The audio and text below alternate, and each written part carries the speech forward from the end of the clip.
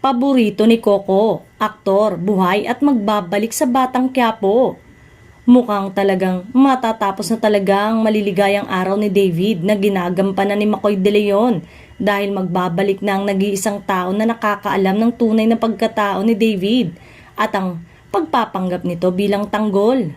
Noong mga nakaraang linggo, nagkaroon ng malalim na pag-asa si Dindo Arroyo na ang kanyang karakter na si Severino sa kilalang action series ng ABS-CBN FPJ Batang Quiapo ay may posibilidad pang makaligtas mula sa tila pagwawakas ng kanyang papel sa kwento.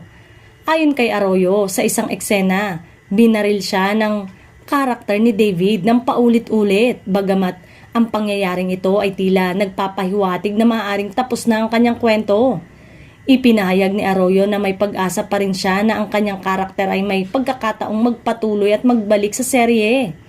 Samantalang, noong November 1, naganap ang 43 birthday ni Coco Martin.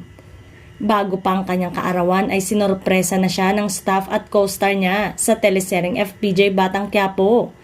Kitang-kita sa mga video na in-upload sa mga social media platform ang kasiyahan ni Coco na ipagdiwang ang kanyang kaarawan kasama ang mga katrabaho sa serye.